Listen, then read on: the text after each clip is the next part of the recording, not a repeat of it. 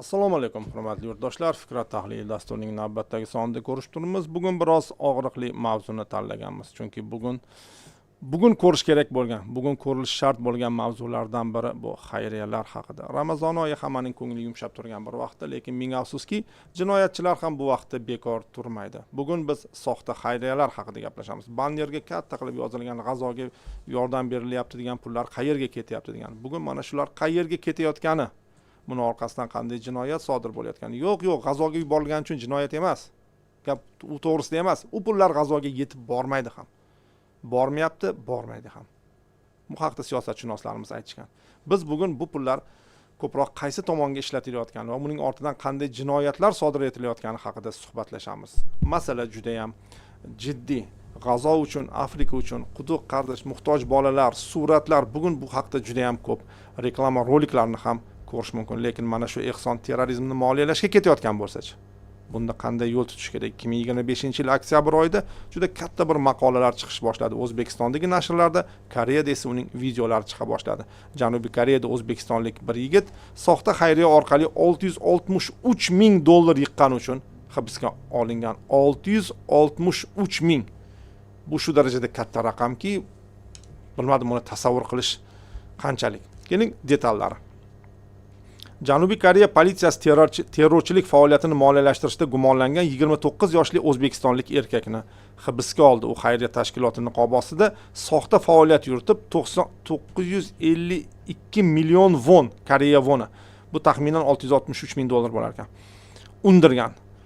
O'zbekistonlik erkak keyingi o'rinlarda A deb nomlanyapti, ism familiyasi to'liq berilmayapti. 27-oktyabr kuni terrorizmga qarshi qonun va terrorchilik mablag'larini taqiqlash to'g'risidagi qonunni buzganlikda gumonlanib hibsga olingan. Hibs jarayoni Milliy razvedka xizmati va AQSh federal qidiruv FBR aralashgan. Shu darajada FBR aralashyapti. Demak, AQSh federal qidiruv byurosi bilan hamkorlikda amalga oshirilgan.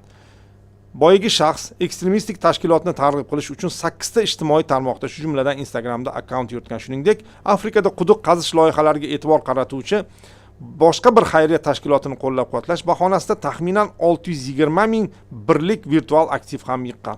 Hibsga olish paytida bu mablag'ning umumiy qiymati taxminan 952 million koreys vonini tashkil etgan. Politsiya ma'lumotlariga ko'ra, to'plangan mablag'ning bir qismini BMT tomonidan terrorchi deb tan olingan KTJ, Katiba at-Tafhid val Jihod, mana shu guruhga o'tkazgan. Va bir qismi Hamasga. Rasmiy hisob kitoblariga ko'ra bu miqdor 27 million won atrofida. Katta raqam va Janubiy Koreyada, mana siz hozir videosini ko'rib turibsiz ekranda. Bu Koreyada juda shov-shuv o'rnatgan. Bizni agar Koreyadan tomosha qilayotgan muxlislar bo'lsa, demak, aytishlarim mumkin, bu Koreyada juda shov-shuvli bo'lgan. Ya'ni eng yomoni, Koreyada bir o'zbek terrorizmni moliyalashtirish bo'yicha qo'lga olinadigan sarlavhali juda ham ko'p material tayyorlangan. Ya'ni gap uning bir o'zi jinoyat qilayotganda emas, u butun millat nomiga aytib qilinayotgan. Ya'ni Koreyada bir o'zbek terrorchilarni moliyalayotgan bir vaqtda qo'lga olindi degan ma'noda videolar juda ham ko'p tarqaldi. Jiddiy masala. Buncha pulni yig'ish, buncha pulni ishonib berganlar. Ming afsuski, u qayerga ishlatilishini bilmay berganlar. Mana shu masalalarda biz bugun suhbat qilishni reja qilganmiz. Ruslanbek, demak, bu yakka holatmi o'zi yoki biz faqat bittasini eshityapmizmi? Assalomu alaykum, G'ayratxo'ja aka. Ming afsuski, bu yakka holat emas. Bunday holatlar juda ko'p uchrab turibdi. Nafaqat Koreyada, nafaqat O'zbekistonda, balki hozir o'sha terrorchilik faoliyatida ishtirok etayotgan shaxslar yoki terrorchilik tashkilotlarida asosiy pul yig'ish manbalaridan biri bo'lib qolgan. Ming afsuski, bu holatlar ko'p. Bu demak yagona holat emas. Yo'q, afsuski yagona holat emas. Anvar aka, qo'shimcha bo'lsa? Assalomu alaykum. Demak, hozirda keltirib o'tilgan videorolik hamda bugungi kunda O'zbekiston Respublikasida fuqarolarimizni shaxsan ishtirokida amalga oshirilayotgan aynan shu terrorizm moliyalashtirish yo'nalishi bo'yicha bizlar aynan ichki ishlar hamda boshqa huquqni himoya qiluvchi organ xodimlari ishtirokida amalga oshirilayotgan tezkor qidiruv, tekshiruvlar natijasida shular aniq bo'ldiki, bugungi kunda aynan butun jahonda nafaqat O'zbekiston Markaziy Osiyo, balki boshqa davlatlar hududida ham ehson ko'rinishidagi yoki mana shu insonlarni aldab, ularni pul mablag'larini ehson ko'rinishida fuqarolarga ko'rsatgan holatda ushbu yig'ilgan pul mablag'larini terrorizmni moliyalashtirishga sarf qilish holatlari juda ko'p uchrab turibdi. Bu narsani biza hozir jahon ijtimoiy tarmoqlarida ko'rilgan holatdan tashqari O'zbekiston hududimizda ham bu holatlar bugungi kunda aniqlanyapti. Ruslan aka, 663 ming, hali juda bir oddiy xalq tilida aytsa, odam tushida ko'rish ham qiyin bo'lgan raqamda. Bu oshirib yuborilganmi yo real 663 ming. Endi siz hurmatli muxlislar, demak ekspertlarimizni tanishtirib o'tamiz. Bugun bizda studiyada mana shu bo'layotgan voqea hodisalarni sharhlash uchun Bosh prokuratura huzuridagi iqtisodiy jinoyatlarga qarshi kurash departamenti mas'ul xodimi demak Ruslanbek Mallonov hamda Toshkent shahar Ichki ishlar bosh boshqarmasi tergov boshqarmasi katta tergovchisi, aynan mana shu bilan bog'liq masalalarni tergov qiluvchi mutaxassis Anvarbek Oqnazarov studiyamizdalar. Assalomu alaykum. Yana bir bor xush kelibsizlar. Endi tanishtirmasdan savolni berganim, masala juda ham jiddiyda, ya'ni raqamlarni eshitganingda bo'ladi. Mana endi firibgarlik to'g'risidagi jinoyatlarni to'g'risida eshitamiz, u falonchidan 10 ming dollar olib qaytarib bermabdi, uyini olib pulini to'lamabdi. Mana shunday narsalarni eshitasan, lekin xayriya, ya'ni bizning nazarimizda o'zi xayriya va jinoyat yonma-yon kelmaydi. Mana biz shu vaqtgacha deylik bu masalalar to'g'risida gaplashganmiz, hech qachon xayriya va jinoyat so'zini birga qo'ymaganmiz. Lekin ming afsus, hozir mana shu Daryo Uz nashrida chiqqan, muxlislar o'zlari ham ko'rishlari mumkin. Daryo Uz nashrida chiqqan xabarda 663 ming, men uni juda ko'p qaytaryapman. Bu real raqam bo'lishi mumkinmi? Yoki bu haqiqatda tamom shumi? Endi G'ayratxo'ja aka, bu real raqam. Bundan ko'p raqam ham bo'lishi mumkin. Nimaga? Chunki bular shu aynan xayriya ehson maqsadlarida pul yig'ganda har xil roliklar joylashadi va fuqarolarimiz shu saxovatpesha yordam bergisi kelgan yoki shu videodan ta'sirlanib junbushga kelgan hissiy bir o'zgarishlar bo'lgan fuqarolarimiz, shu xalqimiz ayrim vakillari shu ko'rsatilgan akkauntlar bo'lishi mumkin, to'lov kartalari yoki o'sha rekvizitlarga pul mablag'larini o'tkazib beradi. Bu 663 ming dollar bitta odamdan yig'ilmagan. Bu bir necha minglab odamlardan yig'ilgan bo'lishi mumkin. Bu masalan siz aytganingizdek firibgarlik jinoyatida 10 ming, 15 ming jinoyatdan qo'zg'atilsa, misol aniqlansa holat, lekin bu holatda o'sha xayriya ehson niqobi ostida mablag'lar yig'ishda bu hamma bilmagan holda ishtirok etib qoladi va o'sha pul o'tkazayotgan odam o'zi qodir bo'lgan mablag'larni o'tkazadi. Masalan, kimdir misol uchun bizda moliya tahlillarida aniqlangan 1000 so'm o'tkazgan holatlar bo'lgan, misol uchun. Ya'ni o'zidan kelib chiqib, holatidan, o'sha imkoniyatidan kelib chiqib millionlab o'tkazgan holatlar bor. O'shaning uchun bu 663 ming bir paytda emas yoki bir yarim soat, 1 soat yoki bir oy, 2 oyda emas, bu o'sha qanchadir vaqt davomida shu minglagan fuqarolar yoki o'sha minglagan odamlar tomonidan yig'ilgan. Hali ko'rsatuv davomida savol ham bo'ladi. 600 mingdan oshguncha aytadi-yu savol, huquqni muhofaza qiluvchi organlar qayerga qaragan degan savol ham bor. Masalan, Koreyada bu shunchalik osonmi degan savol ham bor. Bu endi ko'rsatuv davomida. Ya'ni umuman mana shunday xayriya deb katta mablag' yig'ayotganda qachondan boshlab o'zi e'tiborga tushadi degan masala bor, bu alohida. Endi Anvar aka, savol sizga. Qachondan o'zi xayriya mablag'lari terrorizmni moliyalashga ishlatiladigan bo'lib qoldi? Qachondan bunga e'tibor qaratish boshlangan? Nega xayriya? Savolingiz juda o'rinli bo'ldi. Bu xayriya ko'rinishidagi pul mablag'lari yig'ilishi endi oldindan, ya'ni islom dinidan kelib chiqadigan bo'lsak, diniy ulamolarimiz oldindan har xil fuqarolarimizni har bitta mana hozirgi bugungi kunda ro'za Ramazon ayyomlarida kunda turibmiz.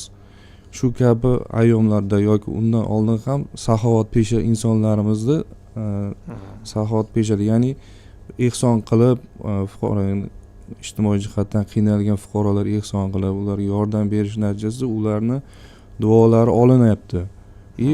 U duolarimiz ertaga bizga din tomonidan kelib chiqadigan biz gunohlarimizni mag'firat etishga kerak degan mazmunda insonlarni asta sekinlik bilan bugungi ya'ni zamonaviy ijtimoiy qatlamlardan kelib chiqib fuqarolar bugungi kunda o'sha narsalarni qo'llaridagi uyali aloqa telefonlaridanmi yoki ijtimoiy tarmoqlar orqali butun jahonda bo'lib kelayotgan holatlarni ko'rib u o'sha terroristik tashkilotlarni aynan shu narsani bilganlari uchun har xil ko'rinishdagi tuhmatona aslida bo'lmagan video lavhalarni tayyorlab ijtimoiy tarmoqlarga joylash oqibatida bizani saxovatpesha insonlarimiz o'sha videolarni shunday xalqimizda o'zi ya'ni xuddi shunday ehson qilishni yaxshi ko'ramiz. Mana Xuddi shunday. biz Ruslan aka bilan ham kursdan oldin gaplashib turgandik. Yo'q, bu boshqa do'stlarimiz bilan ham bir inson tilanchilik qilayotganda ham miyamiz biroz hali dissonansga uchraydi-da, ya'ni beraymi, bermaymi. Ikkinchi tomondan uni kasb qilib olgan bo'lsa-chi deysan, boshqa tomondan esa shunga rostdan ehtiyoji bo'lsa-chi deysan, hali aytadi-ku, bir berasan, bir bermaysan. Mana shunday xalqimiz o'zi. Umuman tadqiqotlarda ham ko'rinadiki, bizni xalq o'zi juda ham ko'p xayr ehson qilar ekan, baribir. Bu narsa bor. Endi faqat masalaning boshqa tomoni, avvallari mana shunday jinoiy guruhlarni moliyalashtirish va hokazo to'g'risida gap ketganda, ko'pincha giyohvand moddalar birinchi o'ringa chiqib ketardi. Qurol savdosi, giyohvand moddalar va pul yuvish. Va undan o'zi umuman shuning uchun hali bizda departamenti nomi ham shunaqa edi, hali juda uzun edi. Soliq, valyutaga oid juda ham bir ko'p nomlar aytilardi. Mana shulardan daromad mana shunga ishlatilishi mumkin edi. Lekin so'nggi vaqtlarda bunga xayriya masalasi birinchi o'ringa chiqib ketyapti. Bu qachondan bu narsa boshlangan? Bir biz deylik mana shu yillardan taxminan ko'payib ketdi deyishimiz mumkinmi? Taxminan mana masalan 2010-2020-yildan qachondan bu narsa ko'payib ketib qoldi? Endi savolingizga javob beradigan bo'lsak, bu narsani taxminan olsak bo'ladi. Bunga imkoniyatimiz ham bor. Endi hozir bunda zamonaviylashgan hamma texnik imkoniyatlar, ya'ni internet ochiq siyosatimizda shunaqa bo'ldiki, butun jahonda bo'layotgan narsa, har bitta narsadan bizni oddiy fuqarolarimiz hammasidan xabardor. Ana o'sha narsalardan foydalangan holatda terrorist tashkilot a'zolari ularning xabari borki, bu demoqchiman 2010-yildan deydigan bo'lsak, taxminan. Chunki 2010-yilgacha u yashirin ko'rinishda olib borilayotgan bo'lsa, 2010-yilda bu yog'i o'zi bizda internet ijtimoiy tarmoqlardan bemalol foydalana olib, hozirgi kunda hamma imkoniyatdan foydalanyapmiz. Xuddi shuningdek, o'sha jinoyatchi terrorist tashkilot a'zolari ham bundan juda ham xabardor bo'lishganligi uchun o'sha narsani juda ham keng imkoniyatlarda foydalanib kelishyapti. Shuni oqibatida fuqarolarimiz shu hozir so'zingiz boshida aytgandek ehson ko'rinishidagi mablag'larini o'zlarining hisobidan shu chet ellarga yuborib terrorizm moliyalashtirishga sababchi bo'lishadi. Rahmat, mana boya bir masalani o'tdingiz, ya'ni O'zbekiston aholisini ko'pchiligi musulmonlar tashkil etadi va Ramazon oyi umuman boshqa oylarda ham o'zi ehson qilish bo'yicha aytishimiz mumkinki chempionda endi shunday xalq. Va ming afsus, endi Ruslan aka savol sizga qaratiladi. Qanday qilib ishontirishyapti o'zlariga shu pulni olishga? Endi G'ayratxo'ja aka ruxsat bersangiz, agar bundan oldingi savolingizga ham qisman to'ldirib ketsam, o'zi aslida mana shu xayriya, ehson maqsadlari uchun pullarni niqob osti uchun pullarni mablag'larni yig'ib turib, uni terrorchilik maqsadlarida foydalanish bu 90-2000-yillarda avjiga chiqqan. Endi faqat internet u vaqtda bunchalik emasdi. Internet yashirin bo'lgan. Endi u paytda ko'proq nodavlat, notijorat tashkilotlar orqali pullar yig'ilgan. Hozir internet bo'lmaganligi uchun keyin 2001-yili 11-sentyabr voqealari bo'lgandan keyin mana shu shuni amalga oshirishda pullar shu xayriya maqsadlarda yig'ilganligi holatlari, keyin qolgan terrorchilik harakatlar shu 2000-yillarda bo'lgan terrorchilik harakatlar 90-yillarda hammasini tahlil qilinib, xalqaro guruh bor, moliyaviy jinoiy daromadlarni ga qarshi jinoiy daromadlarni legallashtirish qarshi moliyaviy choralarni ko'ruvchi guruh bor, FATF deymiz. Ana o'sha FATF ishlab chiqqan 40 ta tavsiya mavjud 40 ta tavsiyalardan shu alohida mana shu nodavlat notijorat tashkilotlarini orqali terrorizmni moliyalashtirish holatlarini oldini olish bo'yicha tavsiyalar ishlab chiqilgan. Endi bu nodavlat notijorat tashkilotlari uchun ishlab chiqilgan. Endi siz aytayotgan mana shu holatlar endi internet rivojlanishi, masalan, telekommunikatsiya imkoniyatlarini hammaga foydalanish imkoniyatlari yaratilishi, arzon bo'lib ketilishi inobatga olib turib, shu yakka shaxslar ham, yakka guruhlar ham, masalan, bir butun boshli tizim qilmasdan, butun boshli bir murakkab bir tashkiliy huquq asosiga ega bo'lgan bir tashkilot qilmasdan ham shu o'zlari bir guruh bo'lib, boshqa qilib, shu har xil insonni hissiyotiga ta'sir qiladigan bir hissiy o'zgarishlarni birdaniga nima qiladigan videolarni ishlab chiqishib yoki shu videolardan foydalanishib, misol uchun bir bolacha, yosh bola yig'lab yotibdi, masalan, qo'li yo'q deylik, masalan, oldindan shunday o'tib keta olmaysan. Ha, videoni ko'rganda u ixtiyoriy odam ham shu yuragi bir jizillaydi. Nimaga? Chunki endi hammamizda ham farzandlarimiz bor, hammamizda ham masalan beixtiyor psixologik holat o'zgaradida, ular shundan foydalanadi. Mana shu odamni ruhiy nimasiga ta'sir qilib turib, shu hissiy hayajonni uyg'otib turib, sastradaniya deydi, shunga hamdardligini ishora qilib turib, shu pul o'tkazish holatlari bo'ladi. Professional ishlanadi bu yerda. Albatta, bu yerda professional ishlanadi. Mana shu videolarni ishlab chiqarish yoki o'sha videolarni joylanayotganda ular avval o'ylashadi. Bu qanchalik ta'sir qiladi? Misol uchun, qanchalik biz odamlarni ongiga nima qilishimiz mumkin? Biz endi moliyaviy tahlillar jarayonida o'rgangan holatlarimizda hatto oliy ma'lumotli fuqarolarimiz ham, masalan, yosh bola emas, boshqa emas, oliy ma'lumotli fuqarolarimiz ham pul o'tkazib qo'ygan holatlari bo'lgan. Bilibmi, bilmasdan? Yo'q, bilmasdan. Bilmasdan. Ha, bu o'sha videoni ko'rganda shunaqa darajada ta'sir qiladigan videolar ishlanadi demoqchiman-da. Haligi misol uchun psixologik holatni odamni bir sal jumbushga keltirib olib, bir hayajonlantirib, uje odam deb shu kartasini ochadi, mobilniy ilovasini ochib turib, shu 1000 so'mmi, 2000 so'mmi, qancha qodir bo'lsa 10 mingmi, shunaqa o'tkazib yuborgan holatlar bor. Juda professional tarzda ishlanadi bular demoqchiman. Shu haligi videolar, uni kontent yig'ishi, ana o'shaning uchun ham hozir siz aytgan summa kelib chiqadi. Miqdordagi 663 ming. Da, shunaqa summa. O'zi o'sha bir odammi, o'zi Koreyadagi yoki bir tizimi bo'lganmi uni qandaydir? Chunki yo'q, endi buni masalan xalqaro terrorchilik tashkilotlariga ta'sir doirasiga tushib qolganda ularni birinchi aytadigani biz bilan deydi, o'sha maqsadni amalga oshiramiz deydi. Xato maqsadmi, boshqa maqsadmi tushunmasdan, bilmasdan aldanib qolayotganlar bor. Yo'q, men qaysidir sabablarga ko'ra bora olmayman, undoq qilaman, bora olmayman, o'sha sizlar bilan birga qo'shila olmayman saflaringga desa, bo'lmasam deydi, bizga yordam ber, pul yig'ishga deydi. Keyin ular yo'nalish beradi. Masalan, misol uchun oddiy odam terrorchilar ta'siriga tushib qoladigan bo'lsa, u professional kontent yig'ishga, kontent nima qilishga professional emas-da, u misol uchun. Albatta. ishlarni qilib yurmagan. Ha, qilib yurmagan. U faqat nomiga masalan karta topib berishi mumkin, to'lov kartasi, qanaqadir rekvizit topib berishi mumkin. Yoki kripto kошелек ochib berishi mumkin yoki qaysidir bir tanishini yoki kimdandir so'rab iltimos qilib, hatto pulga sotib olgan holatlar ham bo'lgan. Nomiga to'lov kartani pulga ochirib olib, drop karta deydi buni.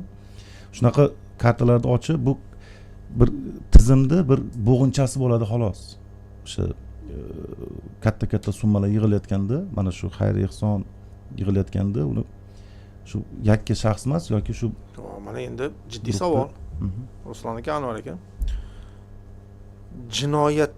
Bu jinoyatda qanday rollar bor o'zi? Hozir men boshqa savol bermoqchi edim, lekin siz aytyapsizki, deylik rolik tayyorlash yoki va hokazodan tashqari karta ochib berishi mumkin, yig'ib berishi mumkin, nimadir qilib berishi mumkin. Bu umumiy jinoyat deb olsak agar, deylik mana shu xayriya orqali ma'lum bir mablag'larni yig'ib falonchi terrorchilik tashkilotiga o'tgan. Qanaqa rollar bor bu yerda o'zi? Endi savolingizga men javob bersam, bu jinoyatni sodir etish uchun to'g'rirog'i jinoiy faoliyatni tashkil etish uchun avvalo mana shu terroristik tashkilotlarni shaxsan rahbarlari o'sha hozir bo'la aytganlaridek drop karta ochish. Drop karta degani o'sha terrorizm moliyalashtirish uchun yig'iladigan pullar o'sha kartalarga tashlanadi. Yo, drop karta degani bu kartani maxsus turimi yoki bu sizlardagi atama? Maxsus tur emas, atama. Atama hisoblanadi. Tushunarli. Bu men просто aytmoqchi bo'lganim u joyini bu mana shu drop kartagacha bo'lgan jarayon, ya'ni ular dastlab terrorist tashkilotni o'sha rahbarlari tomonidan ularni faoliyatini o'sha bor bo'lishligi, ularni faoliyat yurishi uchun pul mablag'lari zarur bo'lganligi uchun ular shunaqangi o'zimiz tilda aytgan sistema qilib tashkil qilishganki, ya'ni aynan media yo'nalishiga alohida bitta rahbar, pul masalalari bo'yicha alohida bitta rahbar, ya'ni bizning o'rinbosarlar boshli struktura bor. Da, xuddi shunday struktura qilinganki, ular shu o'zlariga o'rinbosarlar, har bitta yo'nalishda ularning o'rinbosarlari bor. O'sha har bitta yo'nalish, ya'ni o'sha pul mablag'larini yig'ish bo'yicha da'vat etuvchi o'rinbosari, yana bittasi o'sha aynan video lavhalari, media yo'nalishi bo'yicha video lavhalar tayyorlash bo'yicha o'rinbosarlari bor. O'sha o'rinbosarlarini qo'lida 3-4 tadan xodimi bo'ladi.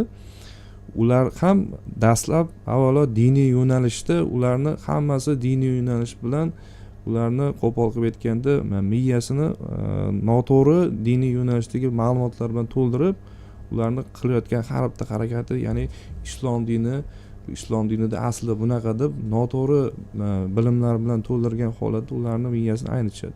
Ular keyin o'sha ma'lumot olishgandan keyin o'zlarini rahnamolarini, gaplarni to'g'ri deb bilgan holatda qilayotgan xatti-harakatini qanchalik noto'g'ri ekanini tushunmagan holatda o'sha terroristik tashkilotning a'zosi sifatida harakatlanishni boshlashadi.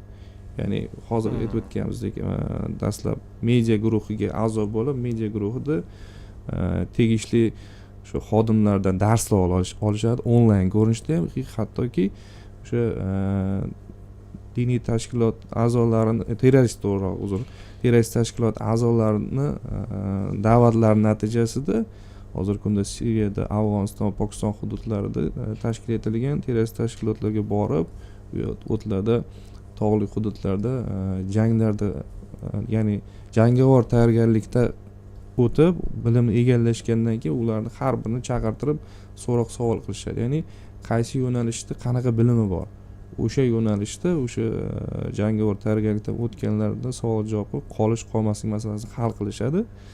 Hamda o'sha media guruhi yo'nalishi bo'yicha bilimi yoki qanaqadir qiziqishi bo'lsa, o'sha guruhga jo'natadi. Yoki moliyalashtirish bo'ladigan bo'lsa, unga qanaqadir moddiy tomondan moddiy ko'mak berilib, o'sha yashab turgan davlatga yoki boshqa davlatga yuborib, hozirgi so'zingiz boshida aytganim, mana Koreya Respublikasi bo'lsa, o'sha davlatga jo'natib, fuqarolarning ham o'sha o'zlarining terroristik qarashlarida, ya'ni diniy yo'nalishda o'sha fuqaroni topib, miyasini aynitib, qoralovcha noto'g'ri ma'lumotlar to'ldirib, mana shu pulini olishadi. Yo'q, u yerda ham xuddi shunday o'ziga o'xshagan terrorist tashkilot a'zosini tayyorlashadi. Demak, u yerda yana bir tashkilot. Xuddi shunday a'zosi. Ular rahnamolar boshqa joyda, ya'ni Suriyada, Afg'oniston, Pokiston hududlaridan turib boshqarishadi. Hammasi onlayn ravishda boshqariladi. Oxiri pul yig'adigan odam bu eng kichkinasi bularni. Xuddi shunday. Chunki bular hamma yig'iladigan pul, biz masalan O'zbekistonda bo'lsak, O'zbekiston orqali kimdirning kartasiga yig'iladi, o'sha karta orqali hozir har xil ko'rinishda, ya'ni yuridik ko'rinishida, yuridik kriptovalyuta ko'rinishida ham pul yig'ilib, o'sha terrorist tashkilotlarga yuborilishi. Qarang, mana endi shu joydan aniqroq. Deylik, xayriya tashkil qildim deyapti, videolar va hokazo, va pulni yig'yapti bir kartaga. Uni keyin qanday olib chiqib ketadi uni? O'sha hozir aytganimizdek, hali kriptovalyutaga shunchalik osonmi hozir? Endi onlayn ravishda bo'lganligi uchun, yo'q, so'm, masalan, so'm bu O'zbekiston valyutasi. Aytadi, 1 ming qayerga ketayotganini davlat qarab turadi.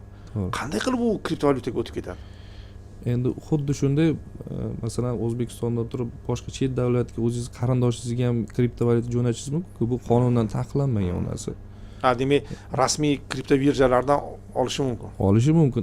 O'sha yig'ilgan pullarni chet davlatga, o'sha chet davlat orqali o'sha o'zimizni tilimizda aytadigan bo'lsak, terrorist tashkilotda a'zosi terrorist tashkilotga pulni o'tkazib beradi. Ya'ni masalan O'zbekistondan to'g'ri Suriyaga chiqib ketmaydi. Yo'q, unaqa bo'lmaydi. Chunki agar chiqib ketadigan bo'lsa, biz Hormuz oqlovchi qo'rg'on xodimlarimiz maxsus xizmatlarda aniqlanadi. Aniq. Ruslan aka, nega kriptovalyuta?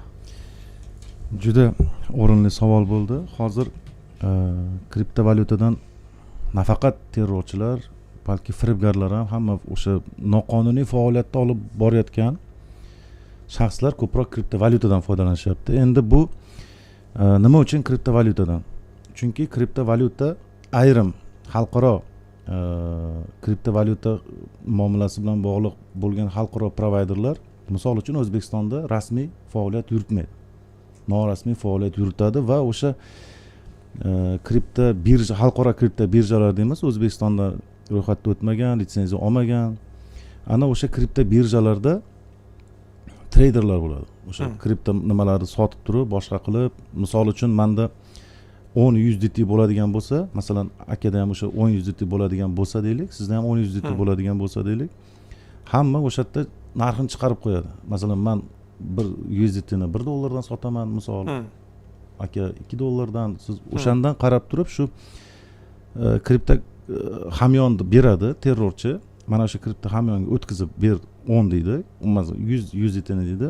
Keyin uni o'tkazayotgan paytida bu kartadan, o'sha pul yig'ilgan kartadan uni kartasiga pul o'tkazib beriladi. Tushundingizmi? Masalan, ikkalamiz kelishdik. Kripto kошелек boshqa nimada aylanyapti. O'zbekistonda hali ro'yxatda o'tmagan, bir qonunchilik bo'yicha tartibga solinmagan, nazorat nimalar, mexanizmlari yo'q bo'lgan xalqaro kripto birjaga faoliyat yurituvchi shu shaxslar, treyderlar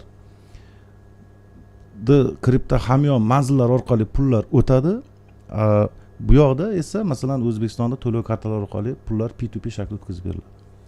Buni nazorat qilish qiyin. Buni endi O'zbekistonda o'sha xalqaro kripto birjalar O'zbekistonda rasmiy faoliyat yuritmayotganligi uchun buni nazorat qilish imkoniyati yo'q. O'shaning uchun bizning jinoyat kodeksimizda mana shu kripto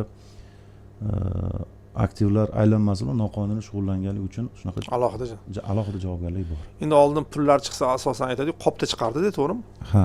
Hozir unday emas endi. Yo'q, hozir hozirgi aytganim usulda foydalanishyapti ko'pchilik. Bu nafaqat terrorchilar, balki shu haligi hozir juda bir og'riqli masala, haligi to'lov kartadan pul yechib oladi-ku, mashinalar, firibgarlar.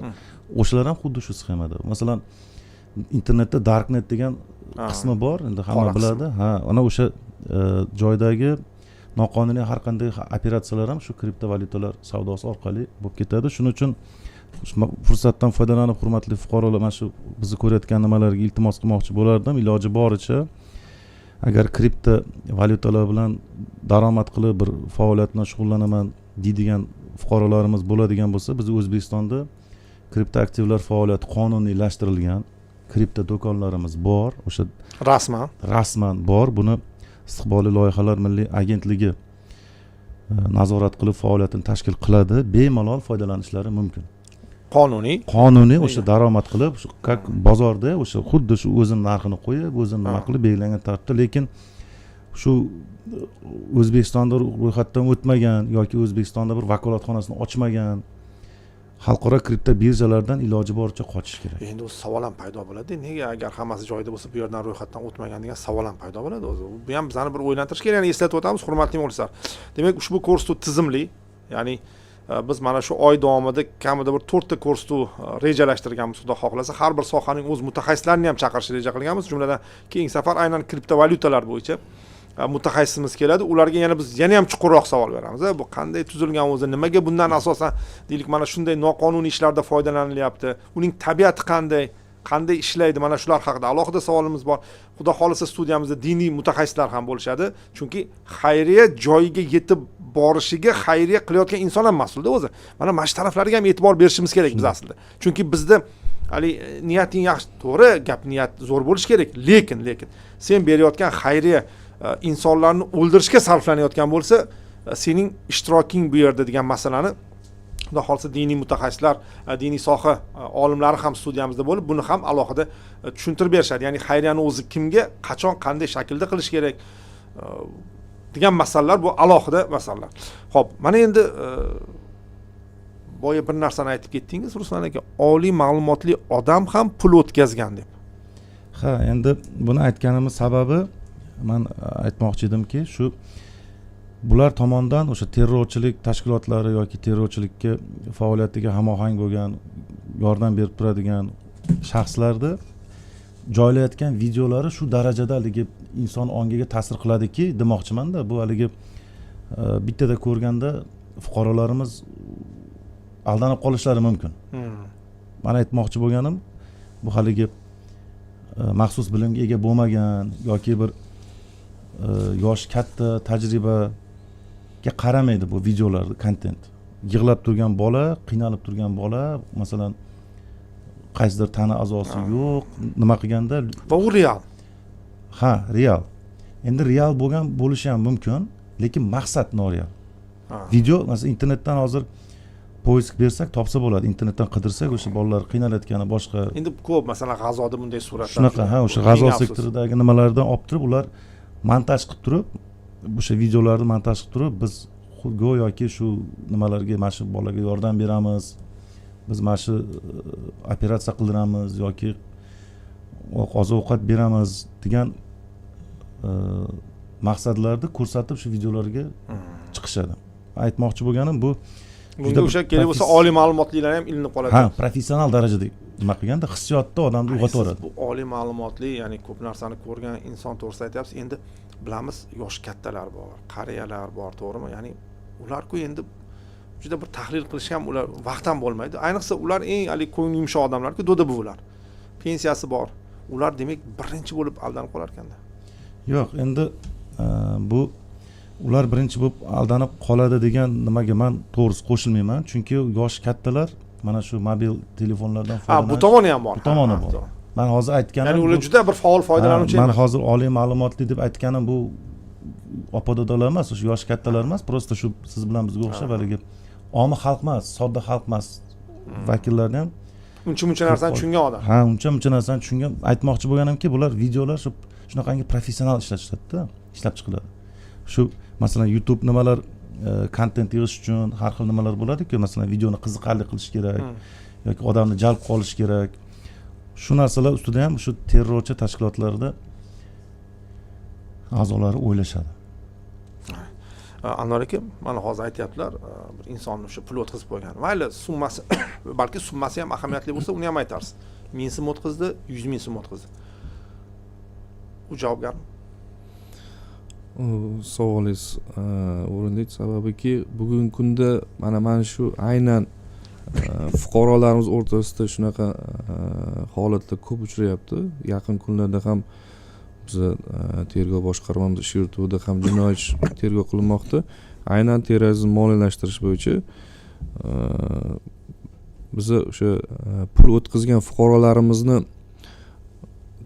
tergovga ish hujjatlari bo'yicha so'roqga, tergov harakatiga chaqirtirganimizda har bitta fuqaro bilan gaplashganimizda aytayaptiki, ular endi qanaqa yosh chegarasini aytadigan bo'lsam, eng yosh kattasi masalan 60 yosh desak, kichkina 20 yoshgacha, 20 ham emas, 18 ga kirgan yosh qizlar ham bor. O'sha fuqaro bilan tergov o'tkazishda so'raganimizda nima sababdan bu narsani o'tkazdingiz degan savol berganimizda ular aytadiki, mana hozirgi kunda O'zbekiston Respublikasi Oliy sud tomonidan taqiqlangan terrorist tashkilot topilgan Tavhid va jihod katibasi terrorist tashkilotimiz bor. Ushbu media guruhi bor. U media guruhini rahnamosi hozir aytaman, Sa'd Muxtor. Ya'ni o'sha O'zbekiston Respublikasi fuqarosi emas, u Qirg'iziston fuqarosi hisoblanadi. O'sha o'zining YouTube, ya'ni Telegram kanallarida guruhlari bor, ya'ni Murg'ak qalblar degan guruhlari bor. O'shanga shunaqangi video joylaganki, hozir muhokama davomida aytib o'tildi. U narsa o'sha Suriyadagi yosh bolalar, ya'ni ustidagi kiyimi yirtiq, kiyimi yo'q bolalarni hamda o'sha o'ta hozirgi kunda holatda hammani xabari bor, janglar natijasida oskолка tegish oqibatida tan olishimiz kerak, Suriyada, G'azoda hozir bu juda ham ko'p topish mumkin bunday suratlar. Ming afsus, biz yodimizda 2011-mi 15-yildan bir bolani hali O'rta dengizda oldida hali suvga g'arq bo'lgan to'g'risida suratlar Ozodbek Nazarbekov vaqtida qo'shiq ham aytdi, hali O'zbekistonda tug'ilsa bo'lmasmi? Xuddi shunday. Bunday suratlarni topish mumkin. O'sha narsani qilyaptiki, yon atrofiga 5-10 ta shunaqa yosh bolalarni yig'yapti-da, oldiga kosachada ovqat qo'yib, video tayyorlab, yana o'sha videoning orqasiga foniga qo'shiq qo'yib qo'ygan. Nima deydi, odamni hissiyotini jumbush keltiradigan qo'shiq qo'yib qo'yganda, men mana shu narsani ko'rdim. Keyin o'sha Sa'd Muxtor aytayotdiki, mana shu murg'ak qalblarimizga beayb yosh bolalarimizga yordam kerak, saxovat peshalarimiz deb insonni mana psixologik jihatdan uni yuragiga kirib borib, oddiy inson, masalan, oliy ma'lumotdan tashqari oddiy maktab o'quvchisi ham o'sha narsani ko'ryapti-da, yordam berishim kerak ekan. Chunki biz o'zbekchilikda kattalarimiz har doim faqat yaxshilik qilgan degan narsani o'rgatib kelganda, yosh bolalar ham o'sha narsani ko'ryapti-da, aytayapti, men o'sha narsani ko'rdim, keyin rahmim keldida, o'sha YouTube kanalining tagida link, ya'ni silkasi bor ekan, o'sha silka orqali o'tib yozdim, ehson qilmoqchiman deb. Keyin u menga o'sha Telegramdagi boshqa profilim berib, profilga o'tib plastik kartasini tashladi. Qaysi plastik karta? U o'sha O'zbekistondagi fuqaroni plastik kartasini tashlayapti. O'zbekiston fuqarosi, ya'ni O'zbekiston hududida yashab kelayotgan. Endi bizda hali u joy bo'yicha tergov ishlari ketyapti. Pul o'tkazdim dedi, keyin rahmat, umringizdan baraka toping deb diniy mazmundagi maqtovlarni yozib, Alloh sizdan rozi bo'lsin kabi so'zlarni yozib, o'sha insonni to'g'ri ish qilganligini ko'rsatib, uni kelgusida yana ham xuddi shuni davom ettirish maqsadida shunaqa so'zlar bilan uni nima deydi, rag'batlantiryapti. Bunaqa holatdan keyin bu keyingi safar yana tashiydi. Bu o'sha joyga ketyaptim. Bu fuqaro 2024-yildan beri tashlab kelaman men. Har oyligimdan iloji boricha o'tkazib turaman. Agar sizlar meni chaqirtirib ushlamaganingizda men bugun yana 1 million tashlamoqchi edim degan so'zlarni aytayapti. Gap millionlar to'g'risida ketyapti. Gap million so'm to'g'risida ketyapti. 1 million so'm.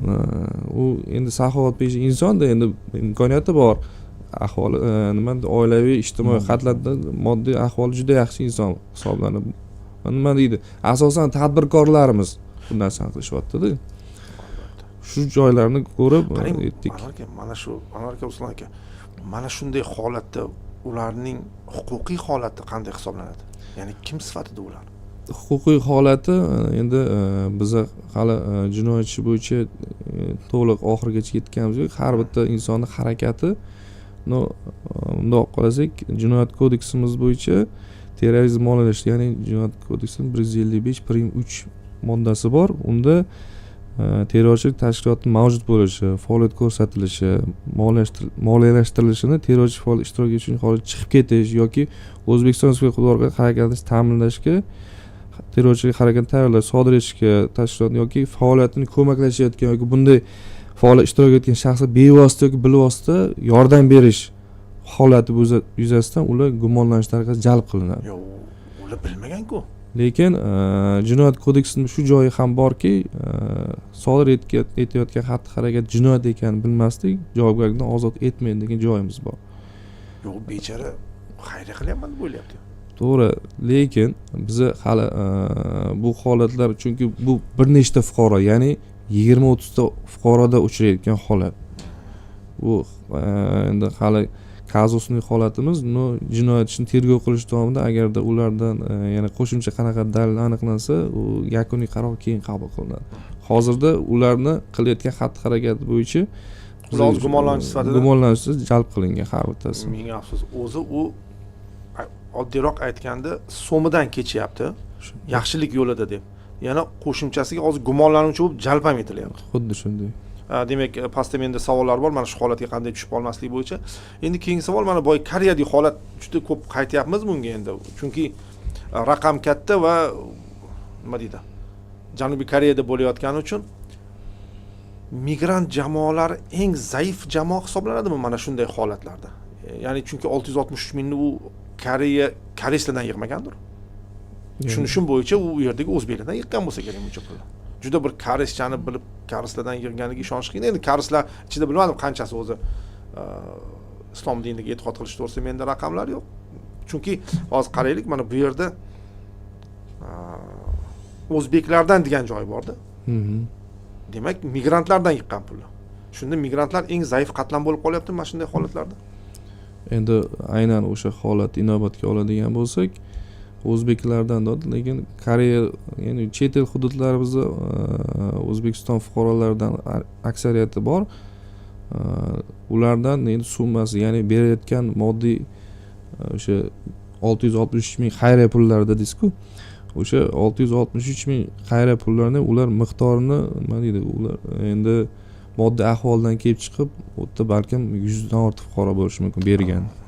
Uni hech kim bilmaydi. U yillar davomida ham bo'lishi mumkin. Yillar davomida bu. Chunki men hozir aytgan oddiy misol, mana 24-yildan beri har 2 oy, 3 oyda 1 million yoki 500 mingdan pul tashab turaman degan fuqarolarimiz bor-da. Masalan, yiliga 10 milliondan o'tkazganda ham 3 yilda 30 million o'tkazib qo'ygan bo'ladi. 30 million so'm. Xuddi Bu ham qancha bo'ladi dollarda? Bir 2 mingdan oshib dollar, to'g'rimi? 2,5 mingga yaqin dollar bo'lyapti. Shunaqa. Bir insonning o'zi. Xuddi shunday. Ruslan aka, migrantlar masalasida ular zaifmi bu masalada? Yo'q, Nega ular meni fikrimcha, meni tushunishim bo'yicha, endi o'rganishlarimizdan kelib chiqib, bu chet davlatga borib, o'sha musofirlikka borib mehnat qilayotgan odam qiynalchilik bo'ladi. Qiynaladi, masalan, har xil haligi o'ziga yarasha o'sha hamma o'zi qiyinchilik o'tkazadi. Ana o'sha holatda ularda o'sha nima dinga moyillik kuchayishi mumkin. Masalan, islom dini aytadi-ku, qiyinchilik har doim bo'lavermaydi. Sen harakat qilgin, shukr qilgin. Masalan, bir kun unday bo'lsa, keyin bunday bo'ladi. Bu sinov bu. O'shaning uchun shu islom diniga moyillik kuchayadi, islomga. O'shandan keyin ular mana shu diniy kontentdagi nimalarni ko'proq ko'rishi, mana shu haligi o'zini o'ziga dalda berishi, masalan. Bu vaqtda ularga ta'sir qilishi. Qiynalyapman, nima qilishim kerak deb shu birorta diniy ma'ruzani ko'rsa yoki nimani eshitsa, o'sha u fikr qiladi-da, ha, demak bu menga bir sinov ekan, men harakat qilishim kerak ekan, mana shu halol nima qilishim kerak ekan deb turib shu moyillik kuchayib qoladi. Qiynalganda, boshqa nima bo'lganda, shu ko'rish jarayonida mana shu videolarni ko'rish yoki Instagram, masalan, Telegram, YouTube, boshqa ijtimoiy tarmoqlar kuzatish jarayonida xuddi shunaqa videolar chiqib qoladi. Endi ular masalan ehson qilsam menga masalan savobi tegadi, ishlarim o'ng haligi oldiga ketadi, yurishib ketadi, ha. Mana shu degan nimada ko'proq ular haligi pavriznik воздействие deydi. Shunga moyilroq bo'lib qoladi. Rahmat.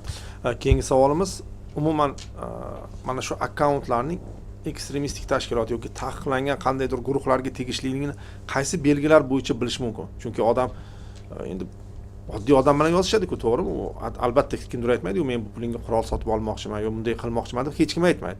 Qanday ajratib olish mumkin? Birinchi navbatda mana shu saxovatni yoki moddiy yordamni biz xorijiy davlatlarda yoki o'sha faol terrorchilik harakatlari olib borilayotgan hududlardagi qiynalganlarga ko'rsatamiz deyishligini o'zi birinchi alomat. Birinchi shubha shundan boshlanadi. Ha. Uni keyin ikkinchisi, uni aytayotgan odam bu oddiy jismoniy shaxs. Davlatning bir xodimi emas yoki davlat organining bir vakili emas. Misol uchun, masalan,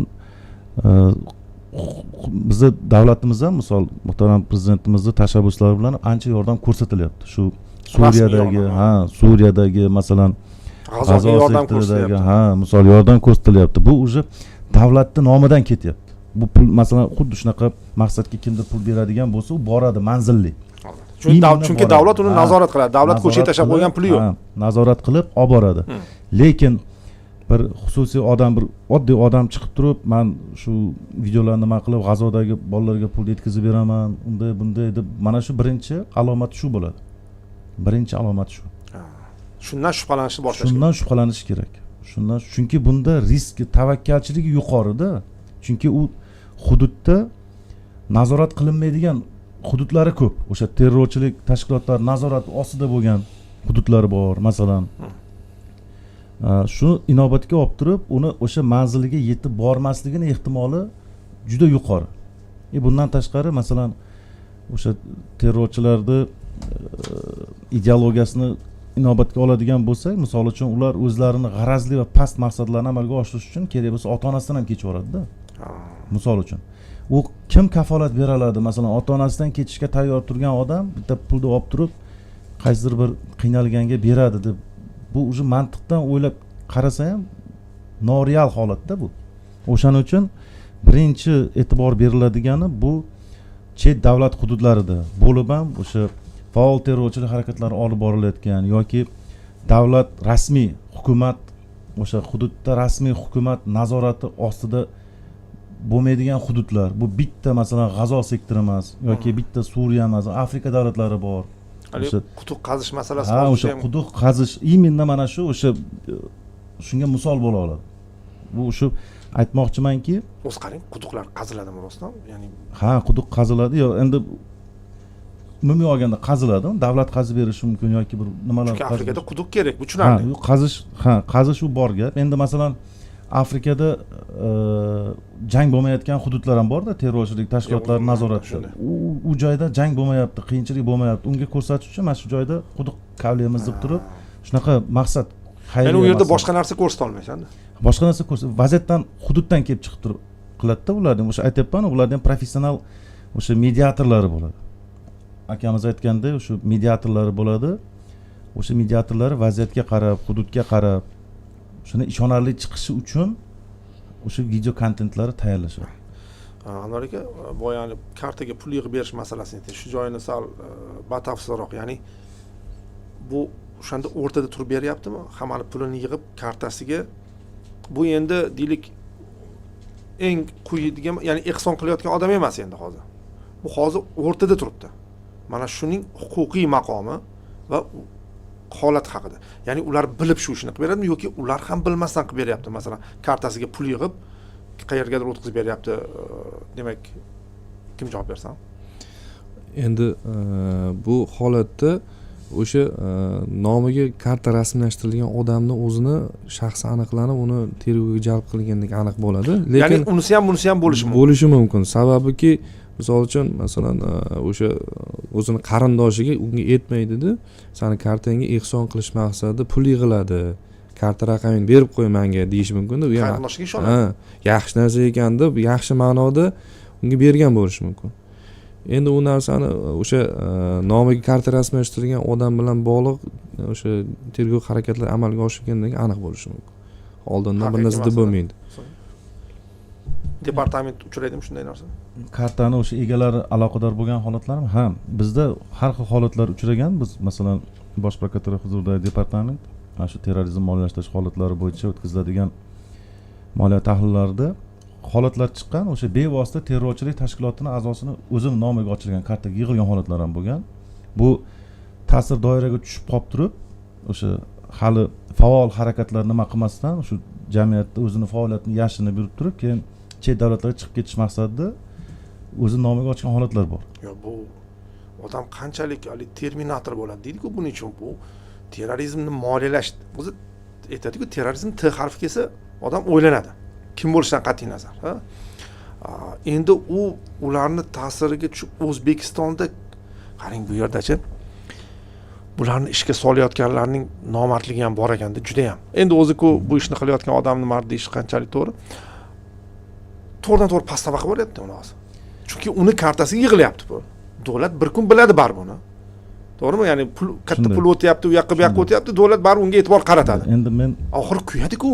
Shunday, men sizga hali aytdim, bularning ideologiyasi bo'yicha, shu terrorchilik tashkilotlarining ideologiyasi bo'yicha bular o'zlarini shu past maqsadlarga erishish uchun ota-onasidan ham kechib yuboradi-da. Endi ota-onasidan kechgan odamga, ota-onasidan kechgan odamgaki, u bilingki, u qolgani u farqi yo'q. O'shaning uchun fuqarolarimizga hozir bizni ko'rib turgan nimalarga, tomoshabinlarga bir aytib o'tib ketmoqchi edim. Shu nomingizga kimdir karta ochib berish so'rasa yoki Anvar aka aytgandek, masalan, men xayriya maqsadiga yig'aman yoki unaqa demasligi mumkin. Men o'zim foydalanib yuraman. Prosta masalan, men taksisman, o'shalarga shu kartani bog'lab qo'yaman deb aldashi mumkin. o'shanda birinchi navbatda o'ylash kerak, nima uchun o'zini nomiga karta ochmayapti? O'zini nomiga ochsa bo'ladi. U savol bo'lishi kerak. Savol bo'lishi kerak. Keyin shunaqa holatlarda ochib berish kerak emas nomiga kartani. U nafaqat terrorizm, ekstremizm, hozir mana narkotik savdolari ham karta orqali mana biz yaqinda ko'rsatuv qildik, sintetika bu juda bir balo bo'ldi. Mashinniklar ham mana firibgarlar ham xuddi shu drop karta degani shu. Egasi bilmaydi. Drop karta degani podstavnoy litsoga ochilgan bo'ladi. Podstavnoy litsoga ochilgan bo'ladi. Shu prosta u maqsadi boshqa bo'ladi. Ani odam bilmasligi mumkin maqsadini. Lekin egasi oxiri kuyishi mumkin. Ha, eng mana shu og'riqli joyimiz ham shunda, chunki bunda faqat biz emas, mana tergov ichki ishlar faqat terrorizm yo'nalishi emas, mashinalarda ham, narkotiklarda ham shu qanaqaki jinoiy daromadlar, jinoiy faoliyat bo'lsa, shuni daromadlari, mablag'lari shu karta, drop kartalarga yig'ish holatlari bo'lyapti. Buni har bitta fuqaro bilishi kerak, shu nomingga karta ochib ber yoki ber deganda sergak tortish kerak. Hop, keyingi savolimiz shunday huquqiy masalaning huquqiy tomoni, balki mana shunday bilib bilmasdan, endi bilayotganlar to'g'risida ko'proq aytaylik. Bilayotganlar buning huquqiy jazosini bilmayotgani uchun shunday holga tushib qolindi degan menda savol bor. Shuning uchun savol, ya'ni bunga qanday jazo o'zi qo'llaniladi? Xudo saqlasin, mana shunday moliyalashga aralashib qolganlarga, ya'ni terrorizmni moliyalash qanday jazolanadi bu? Ya'ni muddatlari, chunki aytadi-ku, bir yaxshi gapirasan, ikkinchi tomondan biroz aytib qo'rqitish ham kerakda, ya'ni qamoqdan hamma qo'rqadi. Chunki Xudo ko'rsatmasin, juda ham yomon joy. Tamom. Shuni ham bilish kerakmikin degan. Yana bir narsani eslatib ketaylik, hurmatli muxlislar, G'azo masalasida siyosatshunos do'stlarimiz buni juda ham ko'p aytishdi. G'azoga sizning pulingiz bir tiyin ham kirib bormaydi o'zi. Chunki agar G'azoga erkin pul kirib borish mumkin bo'lganda, G'azo umuman boshqacha bo'lib ketgan bo'lardi hozir. Yo'q, Isroil, men juda bir Isroilni maqtash, xavfsizlik tomonidan aytmoqchi emasman, lekin Isroil G'azoga ortiqcha hech narsa o'tkazmaydi. Gumanitar yordamlarni o'rtaga 1000 ta tashkilot tushib, oxiri Amerika ham bir nima degandan keyin o'tkazadi. Bu uncha-munchaga hali u yoqqa pul kirib bormaydi. O'zbekiston Respublikasi G'azoga bergan yordamni ham Birlashgan Millatlar Tashkilotining maxsus departamenti orqali beradi. U yerda o'sha shakllantirilib, maxsus mablag'lar, undan o'sha tegishli mahsulotlar olinib, o'shalar kiritiladi. Endi G'azodan sizga agar qandaydir video yuborgan bo'lsa, yo fake yoki nimadir bo'lishi mumkin. Mana. Ya'ni sizni pulingiz yetib keldi degan videolar ham yuborib qolish mumkin-da, endi bilib bo'ladimi? Chunki har xil ishlashyapti. Keyin ikkinchidan G'azoga borib, G'azoni qandayligini ham bilmaydi-ku. Uni tashkil ham qilish mumkin, studiyada qilish mumkin. Shuning uchun siyosatshunos do'stlarimiz juda ham ko'p aytishadi. G'azoga sizni pullaringiz yetib bormaydi. Buni inobatga oling. G'azoga sizni pullaringiz yetib bormaydi. Demak, terrorizmni moliyalashtirish qanday jazo? Terrorizm moliyalashtirish bizni jinoyat qonunchiligimiz bo'yicha og'ir jinoyatlar turkumiga kiradi. Agar boshlanishidan og'ir demak. Xuddi shunday. Sababiki o'sha, ya'ni ikkinchi, uchinchi marta sodir etganda og'irga aylanmaydi. Yo'q, birinchisini o'zida og'ir hisoblanadi. Unda jinoyat kodeksimiz bo'yicha 8 yildan 10 yilgacha ozodlikdan mahrum qilish jazosi belgilangan. Eng kam muddati ham ko'p ekanda o'zi. Shu sababiki buni belgilanganining sababi, asl sababi tag maqsadi, chunki nomlanishidan eshitsangiz ham bo'ladi, terrorizm moliyalashtirish. Sababi inson hozir mana shu 1 milliondan undan misol qilib olaylik, 1 milliondan oshiq pul mablag'larini moliyalashtirgan taqdirda o'tdan o'sha terrorist tashkilotni harbiy askarlariga o'tdan harbiy kiyimlar, branjlet, qurol yaroqlar olib beriladi. Ularni oziq-ovqatlar bilan ta'minlanib, kelajakda hech kim ertaga javob bera olmaydi. Boshqa bir davlatga borib hujum qilib, o'sha davlatdagi insonlar o'limigacha olib kelgan holatdan olib kelish uchun. Sabab shu maqsadda bu og'ir jinoyat hisoblanadi. Terrorizm moliyalashtirishdan tashqari ular mazkur modda bilan birgalikda jinoyat kodeksining 244 prim 2 birinchi moddasi ham bor. Bu taqiqlangan diniy tashkilotlar a'zosi bo'lish moddasi, unda ishtirok etish. Bu terrorizm moliyalashtirish bilan birgalikda o'sha hozir aytayotganimizdek, misol tariqasida Tavhid va jihod katibasi xalqaro terrorist tashkilotiga pul o'tkazdimi, demak o'sha tashkilot faoliyatini amalga oshirishga ko'maklashyapti. Bu Bu bilan demoqchimiz o'sha tashkilotda ishtirokchisi hisoblanib qoladi avtomatik ravishda. Shu sababli ikkita modda bilan jinoiy javobgarlikka tortiladi. Bundan kelib chiqib, harakatidan kelib chiqib ertaga endi Jinoyat kodeksi bo'yicha 10 yilgacha belgilangan bo'lsa, undan yuqorisini ham berishi mumkin. Oqibatlar. Oqibat shu narsaga olib keladi. Sizga qo'shimcha bo'lsa bu bo'yicha. Endi akamiz juda to'g'ri gapirdi. Oqibatlarga qarab belgilanadi. Endi oqibati bo'lsa, u balki umrbod ham berib yuborishi mumkin. Uni ishtirokchilik shakli bo'ladi. Endi uni hozir masalan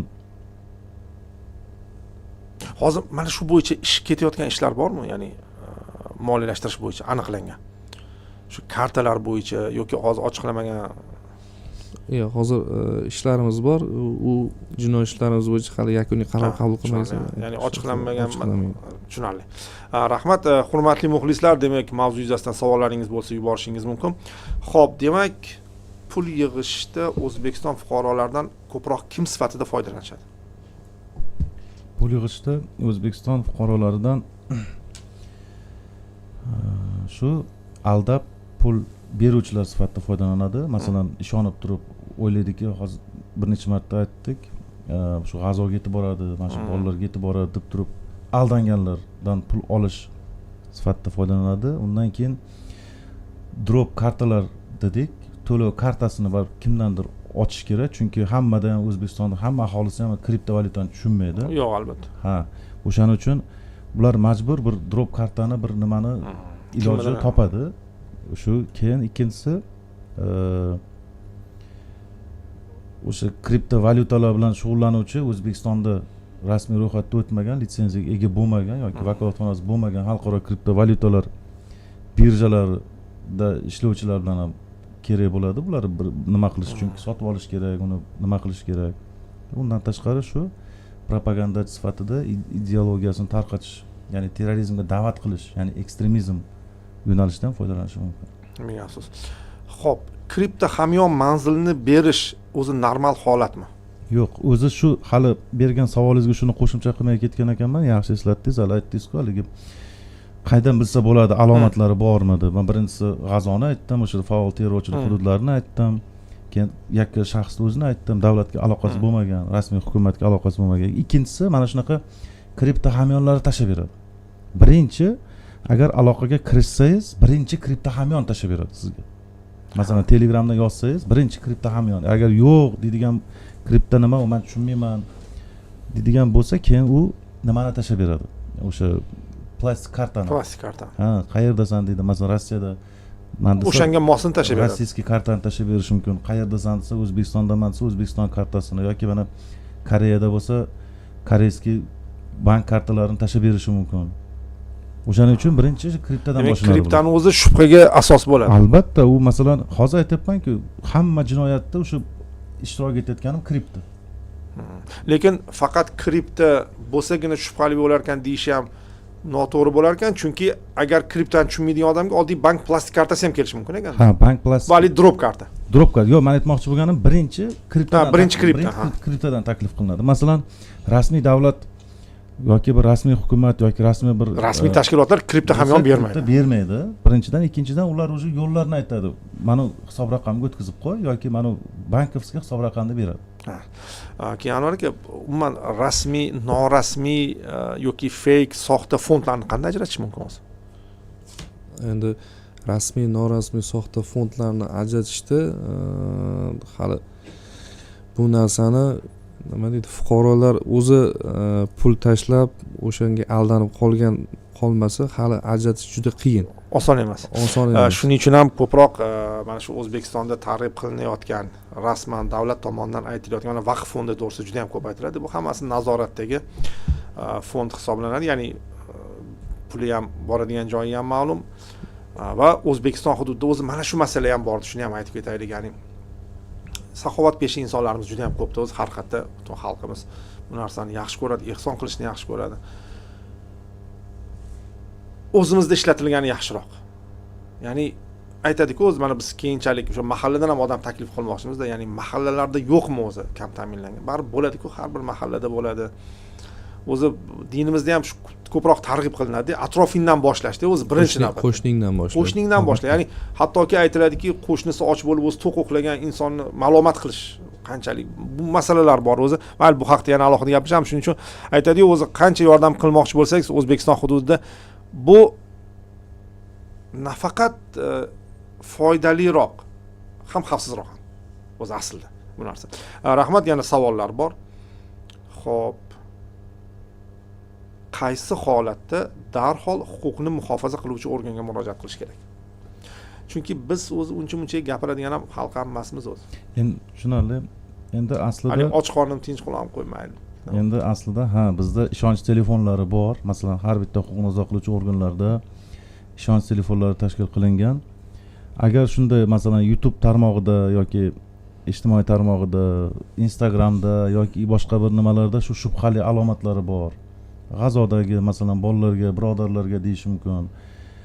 Kripto kashuflar ko'rsatgan bo'lsa, o'shalarni darhol skrinshot qilib turib, manzillari bilan shu huquqni muhofaza qiluvchi organlarga murojaat qilish kerak. O'ziga muammo bo'lmaydimi? Yo'q, nimaga o'ziga muammo bo'lmaydi? Masalan, bilasizmi, buni aytayotganim, biz kursimiz ochiq kurs u.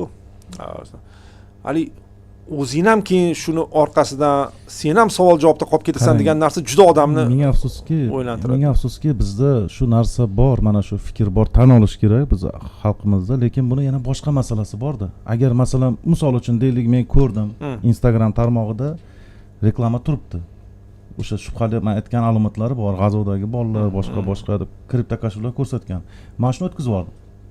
U keyin aytmaganimdan keyin o'sha davlat organlari chorasini ko'rmagandan keyin pul yig'adimi? U pul yig'ganda terrorizm moliyalashtirish mumkinmi? O'sha terrorizm bu hammaga tahdid-ku. O'sha odamni o'zini ham masalan tegishli bo'lishi mumkin. Chuqurroq o'ylash kerak. Endi shunday holatlar bo'ladi. Uni faqat davlat emas, fuqarolarning o'zi ham, jamiyat, o'zi davlatda shakllanishi jamiyat bo'ladi. Jamiyat davlatni shakllantiradi.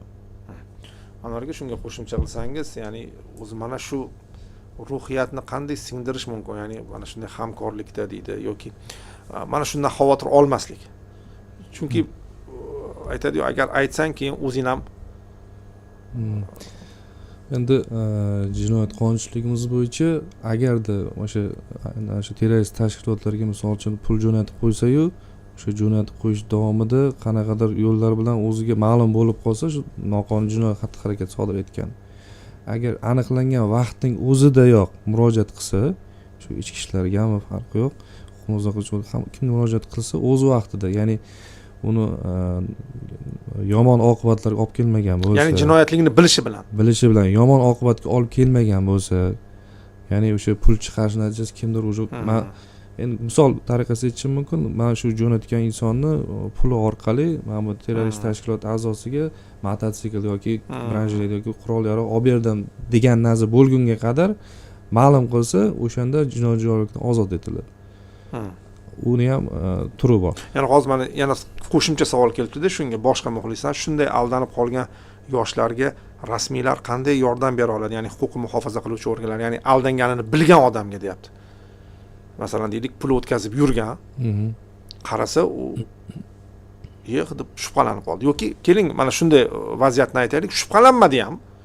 Lekin mana hozir shu ko'rsatuvdan keyin to'xta, men kripto kamyonga o'tkazayotgan ekanman-ku desa, kimga murojaat qilish kerak? O'sha hozir aytib o'tganimdek, yaqin o'rtadagi huquqni muhofaza darhol murojaat qiladi, tekshirib chiqishadi. Agar xatti-harakatida qo'pol nima deydi, jinoiy holat yuz berishiga sababchi bo'ladigan narsa aniqlanmasa, javobgarlikdan ozod etilishi mumkin. Ya'ni o'sha aldanib pul yuborgan bo'lsa ham darhol aytish kerak bu narsani. Darhol aytish kerak. Ha, yana bitta narsa, shunda endi aslida shu holatlarni oldini olish kerak aslida. Endi g'ish qolipdan ko'chgandan keyin qolipdan ko'chib bo'ldi, uni hech narsa qilib bo'lmaydi. Shunday holatlarda endi iloji boricha shunday holatlarda kamroq bo'lishini harakatini qilish kerak. U masalan davlat organlari, huquqni muhofaza qiluvchi organlar, mahalla institutda yoki boshqa nimalar harakat qiladi, davlat idoralari. Shuni fuqarolarni o'zlari ham harakat qilish kerak-da. Uyda tarbiya bo'lganda, mana siz aytgandek, mana qo'shni qiynalib turibdi. Bu juda ham jiddiy masala aslida. Shunga ber deb turib, shu tarbiyadan bo'lish kerak-da. O'sha tarbiya keyin mana oshna og'aynilar ham o'tirib nima qilganda ular ham og'aynisiga ham bir aytib qo'yish kerak, og'ayni mana shu har xil nimalar bo'lsa man masalan YouTubedan ko'rdim yoki o'zim pul o'tkazib qo'yib ancha qatnadim. Masalan shunaqa YouTubedan yoqdan Instagramdan qayerlardandir kelib qolsa bir noma'lum shaxsi betayin bir nimalardan e'lonlar, shunaqa har xillarga yig'latadigan videolar, shunga o'tkazib qo'ymagan og'ayni mana men borib keldim o'sha ancha nima bo'ldi, men bilmasam o'tkazib qo'ygan ekanman deb turib shu atrofdagilarni ham o'sha xalqimizni o'zi ham chorlash kerak-da shunaqa narsalar oldini olishga. Asosiysi shunda. Agar masalan xalqimiz ishonmasdan turib ideallikda agar oladigan bo'lsak, hech pul o'tkazmaydigan bo'lsa, bu o'zidan o'zi yo'qolib ketadi. Hech kim aldanmasdan shu haligi uyda qo'shnisi turganini eslab turib, men masalan uyimda qo'shnim qiynalib turibdi, kimgadir tanimagan odamga pul o'tkazib olsam qanday bo'ladi savol berib o'tkazmay qo'ysa, hech bunaqa jinoyat bo'lmaydi. Qani u birinchidan tanimagan odam, ikkinchi umuman o'zi u odamga ham bo'lmasligi mumkin. Umuman odamga bo'lmaydi u. O'zi bo'lmaydi ham. O'zi u odamga u prosta vositachi bir pechka deymiz-ku, qo'polroq aytganda shu bir kichkina vintikcha bo'ladi xolos. O'sha katta bir nimani ichida. Bundan tashqari keyin mana nomiga kartani ochib berayotgan odamlar ham kimdir masalan nomiga karta ochib ber deb masalan men sizga murojaat qilsam ham shu o'ylash kerak-da, nima uchun nimaga o'zing ochmayapsan? Nimaga o'zing ochmayapsan? Ha, keyin mana har xil holatda bo'lyapti. Mashinik firibgarlikka ketib qolishi mumkin, narkotrafikka ketib qolishi mumkin, terrorizm moliyalashtirishga ketib qolishi mumkin o'sha karta foydalanish maqsadi. Shularni o'ylab turib, yo'q, og'ayni hozirgi zamonda hech kimga ishonmay qolyapti-da. Bo'lib ham mana terrorchilik tashkilotlarining a'zolari haligi aytganimda endi ota-onasini sotib yuborgan hamma yo'lni sotib yuboradi. Maqsadi uchun u jondan ham kechaveradi.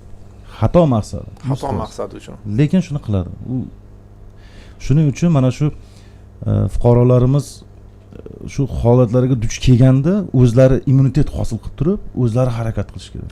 Qarang, bir axborot texnologiyalari sohasida mutaxassis bilan suhbatlashganimizda aytgandiki, hozirda o'sha chetdagi bir davlatni aytdi, ancha rivojlangan. U yerda bunday aldash endi qiyin dedi. Ya'ni odamlar bundan o'tgan. Ya'ni odamlarni bu bilan endi alda olmaysan. Ularda endi boshqa turlari chiqibdi. Ming afsus, hurmatli muxlislar, mana hozir suhbatlashyapmiz. Xudo xolisa baribir bu bir kun bu jinoyatlar hammasini tagiga yetiladi, tugatiladi, lekin ming afsus jinoyatchilar to'xtamaydi. Ular baribir yana yangi yo'lini topadi. Endi huquqni muhofaza qiluvchi organlar, jamiyatning vazifasi hali deydi-ku, buni xabardor bo'lib turish. Masalan, hech kim o'ylamagandik-ku, masalan, xayriya orqali pullarni yoki firibgarlar yoki jinoyatchilar olib ketishini. Chunki xayriya bu juda ham boshqa narsa-da o'zi, hali tegilmaydigan masalalar. Hattoki xayriyaga yig'ilgan pullarni joyiga ishlatmasang, uning savol-javobi qiyin o'zi juda ham. Buni hali diniy masalada alohida gaplashamiz. Sizlarga kattakon rahmat. Kelgusi kurslarda ko'rishguncha salom. Endi Xudo saqlasin. Mana boya Anvar aka aytib o'tdingiz, demak, ishda masalalar bor. Shular agar keyinchalik ochiladigan joy bo'lsa, bularni albatta biz kursda olib chiqishimiz kerak. Agar kimdir mana shu ishlarni qilib, o'zi tushunib, yo buni hammani ogohlantirmoqchiman desa, biz studiya taklif qilishga tayyormiz. Ya'ni ochiq suhbatlashga. Chunki bir xil odamlar bo'ladi, men shu xatoni qildim, boshqalar qilmasin, men buni ochiq aytaman deganlar bo'lsa, ularni ham studiyaga taklif qilsak bo'ladi. Hurmatli muxlislar, bir narsani tushunishimiz kerak. Gap xayriyada emas. Ya'ni muammo xayriyada emas. Biz shunday xayr saxovatli xalqmiz. Gap pulni qayerga o'tkazayotganda. Nima maqsadlarda keyinchalik u pul sarflanishdi. Unutmaylik. Biz aslida qadriyatlarimiz nuqtai nazardan ham berayotgan pulimiz to'g'ri maqsadlarda ishlatilishga aslida mas'ulmiz. Ya'ni pul bizdan chiqib ketdi, endi meniki emas. Yo'q, unday emas. Biz pulimiz to'g'ri yo'lda ishlatilayotganiga o'ta mas'ulmiz. Sizlarga kattakon rahmat. Rahmat.